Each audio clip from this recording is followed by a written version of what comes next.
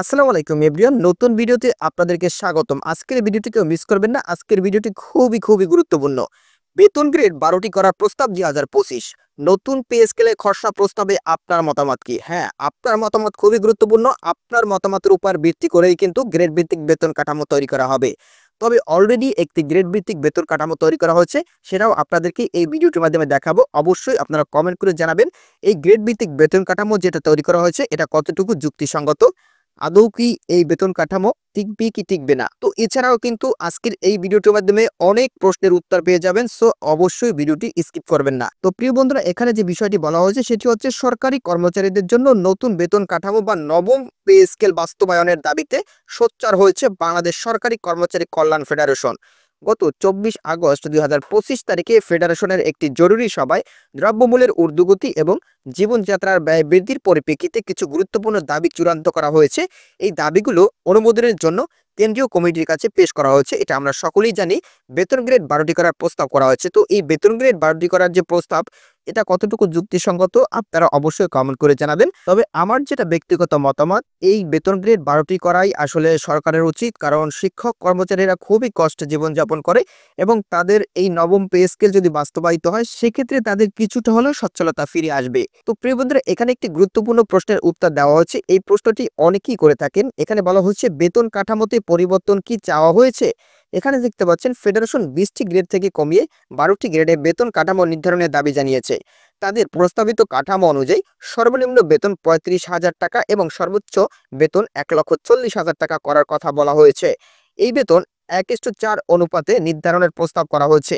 বিভিন্ন ভাতা বৃদ্ধি, কর্মচারীদের জীবনযাত্রা মান উন্নয়নের জন্য বিভিন্ন ভাতা বৃদ্ধির দাবি করা হয়েছে। যেমন বাড়ি ভাড়া ভাতা ঢাকা মহানগরে মূল বেতনের 80%, বিভাগীয় শহরে 70%, জেলা শহরে 65% এবং উপজেলা বা থানা শহরে 60% করার দাবি করা হয়েছে। এখানে আরো একটি প্রশ্ন রয়েছে, সেটি হচ্ছে চিকিৎসা ভাতা কত দাবি করা হয়েছে। বর্তমানে চিকিৎসার ফি এবং পরীক্ষার খরচ বিবেচনা করে চিকিৎসা ভাতা 10,000 টাকা করার দাবি করা হয়েছে।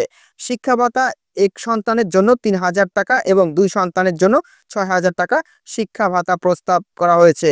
যাতায়াত ভাতা 3,000 টাকা, টিফিন বা লাঞ্চ ভাতা প্রতিদিন 150 টাকা এবং ধলাই ভাতা 600 টাকা করার দাবি জানানো হয়েছে। পেনশনের হার 90% থেকে বাড়িয়ে 100% এবং আনুতোষিকের হার 230 টাকা থেকে বাড়িয়ে 500 টাকা করার দাবি করা হয়েছে। এছাড়া আরও একটি কমন প্রশ্ন থাকে, সেটি হচ্ছে ইনক্রিমেন্ট কত শতাংশ দাবি। এটাও কিন্তু আপনাদেরকে জানতে হবে। অবসরের বয়সসীমা, চাকরির বয়সসীমা 59 বছর থেকে বাড়িয়ে 62 বছর করার দাবি জানানো হয়েছে। কারণ হিসাবে মানুষের গড় আয়ু বৃদ্ধি এবং পার্শ্ববর্তী দেশগুলোর উদাহরণ তুলে ধরা হয়েছে। বার্ষিক বেতন বৃদ্ধি 5% এর পরিবর্তে 20% করার প্রস্তাব করা হয়েছে। গৃহ ঋণ, ফ্ল্যাট ক্রয় বা গৃহ নির্মাণের জন্য সহজ শর্তে দেখতেই পাচ্ছেন 2% সুদে গ্রেড ভিত্তিক 40 থেকে 80 লক্ষ টাকা গৃহ ঋণ প্রদানের ব্যবস্থা করার দাবি করা হয়েছে। ফেডারেশন তাদের এই দাবিগুলো বাস্তবায়নের জন্য সরকারের কাছে আহ্বান জানিয়েছে। তো এই বিষয়ে আপনাদের কি মতামত অবশ্যই জানাবেন। ফেডারেশন যে দাবিগুলো করেছে এই দাবিগুলো আমার মতামতে খুবই যুক্তিসঙ্গত। এই দাবিগুলো অবশ্যই সরকারকে বাস্তবায়িত করতে হবে, তা না হলে শিক্ষকরা ভালোভাবে চলতে পারবে না। তবে এখানে যে প্রস্তাব করা হয়েছে দেখতেই পাচ্ছেন, প্রস্তাবিত গ্রেড ভিত্তিক বেতন কাঠামো 2025।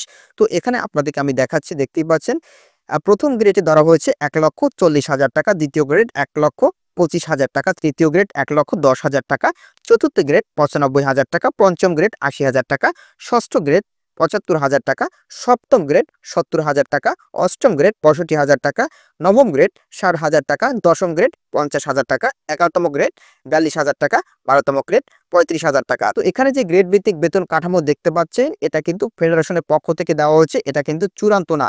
তবে আশা রাখবো এই গ্রেড ভিত্তিক বেতন কাঠামো যেন চূড়ান্ত হয়, সেক্ষেত্রে শিক্ষকদের কিন্তু নানা ধরনের জটিলতা কমে যাবে এবং শিক্ষকদের কিন্তু আর্থিক সচ্ছলতা ফিরে আসবে।